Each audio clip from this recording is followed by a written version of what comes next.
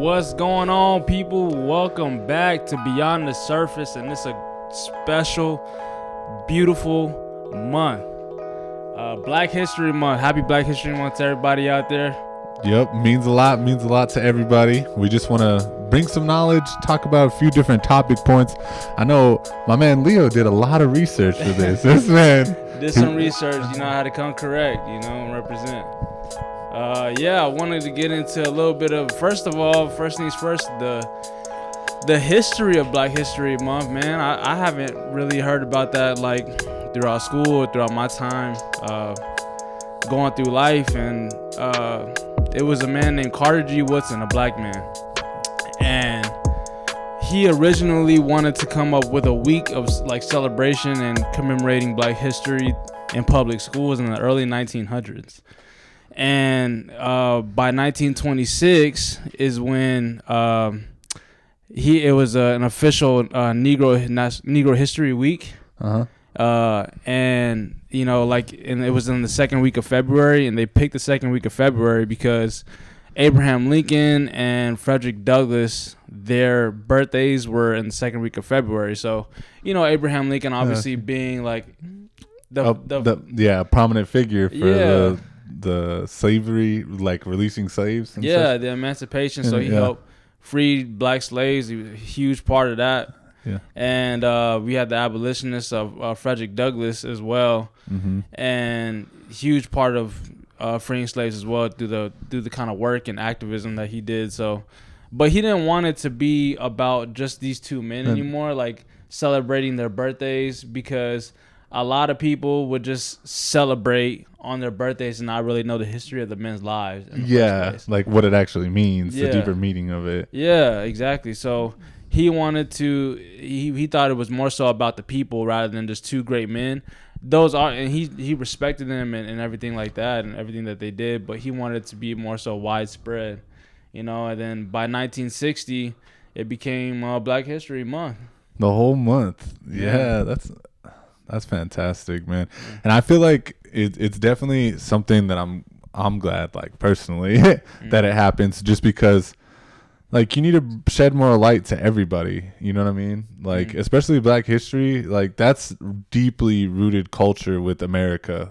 You have to see that no matter what. And that brings me to another aspect. You were doing research on these schools and them trying to almost erase slavery as a happening of America. I did a little bit of research on that, and Idaho was the first to withhold funding from schools that were teaching slavery, and now some other states are trying to follow suit now, New Hampshire and Louisiana, and they got bills out there to actually withhold funding from schools that want to teach slavery and about segregation, things like that. So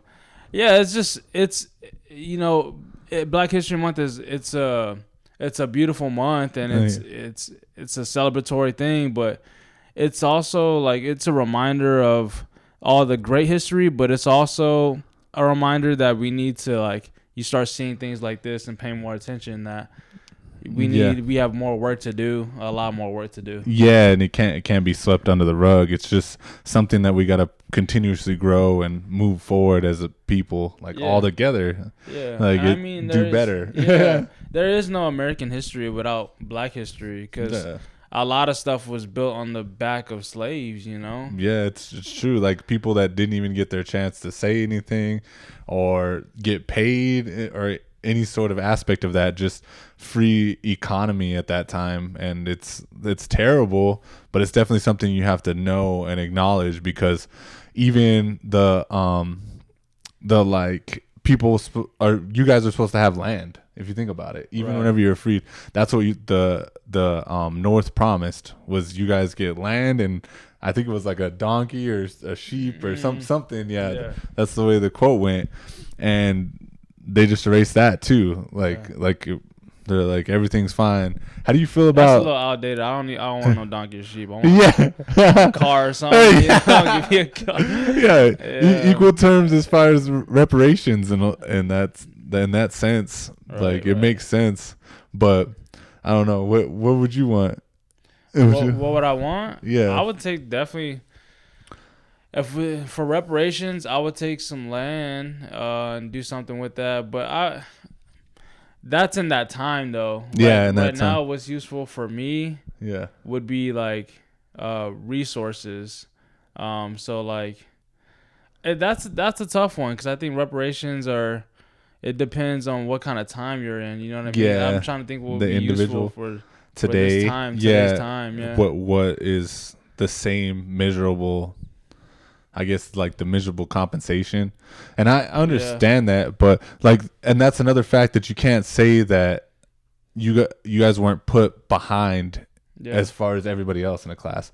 Yeah, you're freed, you get your freedom, but what do you have? Like you have at that time, if some owner gave them money, they have a little bit of money maybe, or nothing at all. You're just free and out there in the world. Good luck. No, some had education, some didn't at all. You know what I mean? Yeah. And that puts you behind generations to generation. Oh yeah, generation after generation, like you said.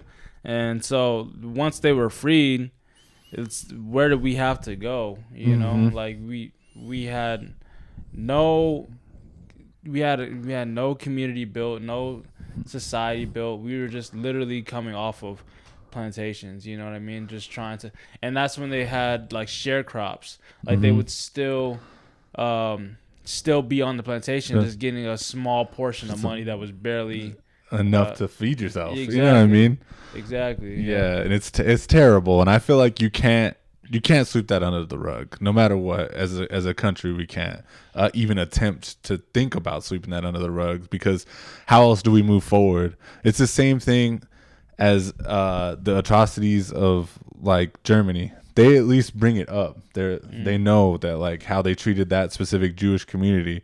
They have to teach it in the schools because they don't want to repeat that cycle, and that's what we need to look forward to, not repeating that cycle ever, like in the future, no matter what. Think about it. Like, think about it. If schools was to ever stop, and like they're doing already, if they were to ever stop teaching slavery in schools, think about 100 years down the road. I mean, it's eventually it would start to fizzle out. I mean, parents are going to teach their kids, but then you have to rely based on that every time. And it's like we should be getting more and more and more history, not less and less. We should actually be upping the scale on how much knowledge we have of our history, because like you said, we're not going to be able to move forward without knowing the sins of our past, so we can improve on that. Yeah, and better yourself, because if you look at anything, it's a building block. You know what I mean? Like if you look at math, you start doing addition, subtraction, then you go to multiplication. Same thing. You want to learn about the beginning of the history. How can we improve on that? How can we do better? What else can we build? And you know what I mean? And that's a part of the whole social economical sense of where we're at now, is like bettering yourself and getting the best you can. Yeah, definitely. And it's like, don't let Black History Month be like the only month you feel pride and power and conviction. Like they say, a lot of times you hear Black History Month should be every month, and it should really be treated like that. Yeah, it's true. I know the rapper Killer Mike, he had a whole thing where he tried to do the Black Friday, where at least every Friday of the year you should support Black community, like Black owned businesses, Black owned anything. Just go pay it forward, because that's a whole nother economic stance. And I want to shout out our other friend Ahmad. That man supports Black business. He knows clothing and food spots and everything, and that's how I feel like everybody should at least participate in that in some way, shape, or form. And like you said, Leo, like be proud no matter what. Yeah, always. Yeah, but do you see a Black president anytime soon? Well, that literally makes me think of this J. Cole line and in Brackets, where that song called Brackets, and he says, they always seem to white out their sins. Maybe we'll never see another Black man in a White House again. And we really might not. because like me and you were talking, and it did literally such a 360, like, or a 180. 180, yeah. After Barack Obama's presidency had come to a conclusion, and then we saw Trump get elected. Those are two very, very different candidates. You know what I mean? What they stand for, who they are, and it was just like we had come so far with Barack, and everybody was so proud as a nation, and then or at least as a black nation, yeah. And all of a sudden we see such a huge turn, and so it's hard to say, man, because it wasn't like they were competing against each other. You know what I mean? It was like we saw one side of the nation with Barack, and then we saw another side with Trump. Yeah. So it's hard to say because now we kind of know where we stand. It's kind of a shaky.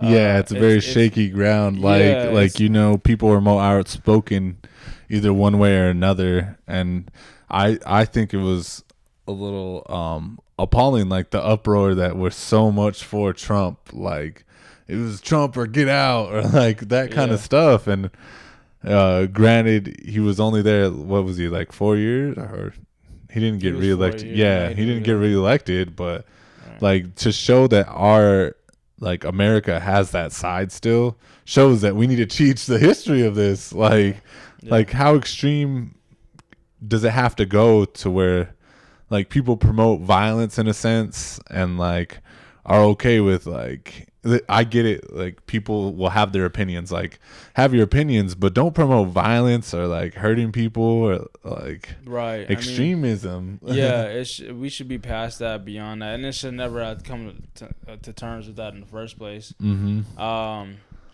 And it's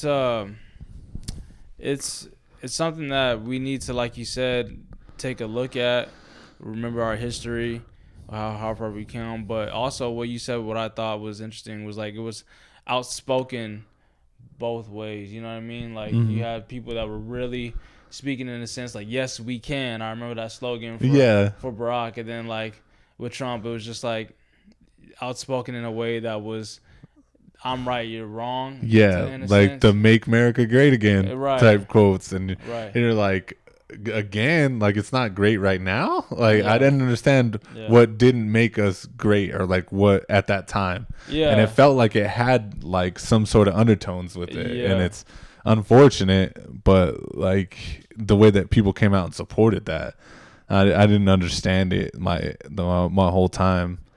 But so, we got an election year this year. Big year. Get out there and vote, make a difference. Stay educated, and don't just vote on the big elections like president and say, "Oh, I don't see any changes or anything." Make sure you do your small local elections too, because that's what really makes a difference. You get to your community first, and then it'll branch out from there. Because then you can make a change in your community, and the person that's in your community also has a chance to like go up in the ranks. Who knows? Maybe somebody from even here will be elected, and we'll be like, "Oh, wow, that's somebody that we know, and we believe in their morals and their values." You know what I mean? Yeah. X for president 2024. No. Actually, you got to be like 40 something. So. Yeah, you got to be like 35, I think. We'll get there. I need to get into office first. But that's what I understand. You know what I mean? But did you have any more that you want to bring up? Yeah. Well, I wanted to get into a little bit about like who are great heroes for me. Yeah. Well, at least one hero I did some research on, and like Nelson Mandela, bro, is such an inspiring story.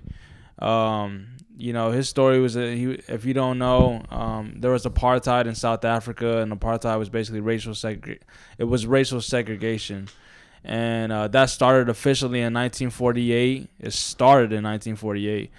There were policies before then that was obviously there was segregation before then, but officially like for white people that have been superior to blacks, it started in 1948 where they started to make these laws of you can't have marriage between black and white, you can't live in the same neighborhood as white, you can't have a business in a white neighborhood, you can't do all these things. And that didn't change until like apartheid lasted all the way up until the 80s. Yeah, in South Africa. Yeah. But Nelson Mandela was actually like a huge activist, and he was actually arrested in 1962 and sentenced to life in prison. And he didn't get out of prison, bro, until 1990. Yeah. And so he was in prison for like 27 years by just being because he was a political like he was an activist. Yeah. So just by his policies and what he was teaching and like the difference that he was making, they threw him in jail for 27 years. You know what I mean? And then he ended up becoming the first black president after he was out of there. Yeah. You know what I mean? So that story is inspiring. It's like no matter like how low you get, you can always make a difference, and you can come a long, long way from being in prison to the president. If you put the right mindset and the good positive energy out there, you know what I mean? Yeah. Like he knew what was wrong and he fought for what was right, and that speaks volumes to him, because there could have been other people that would have folded in that situation, and him standing on his morals and standing his ground really was beneficial. And I can see that as a great inspiration. That's a beautiful story too. Always. It really is, man. Yeah, it really is. But I just couldn't believe. I was like, bro, how was he still locked up in 1990 for something that he was doing based on racial segregation? You know what I mean? Like, yeah, that's 7 years before I was born. You know? Yeah, like it's still like, that's what I say. It's still a generation away. Like, and that's another country, granted, but still, like, that could happen anywhere. You know what I mean? And you don't want to have that happen here again in any way, shape, or form. So, and the fact that it's so close, literally, you were born. I was born. I was for sure probably like 1 year old, 2 years old at that time, and we're only 20. I'm going to be 27. But yeah, I'm gonna be 30. but yeah, that's wild. Just make sure, like, do your research, check on everybody. I guess that's all I got. Do your research, man. Know your history, because they're trying to take it away out there, you know, especially in the schools and everything like that. But stand on what you believe in, and just learn, be a sponge, and know your history, and love your people, love yourself, love being black. And happy Black History Month. Yeah, happy Black History Month. I know we talked about some heavy subjects today, but it was something that we felt like we needed to talk about. You know what I mean? For sure. And we appreciate you guys tuning in. And we'll have some more to come. Don't worry about that. You got anything else for the people before you let them go, Leo? That's it, man. Happy Black History Month. Y'all better celebrate. Yes, sir.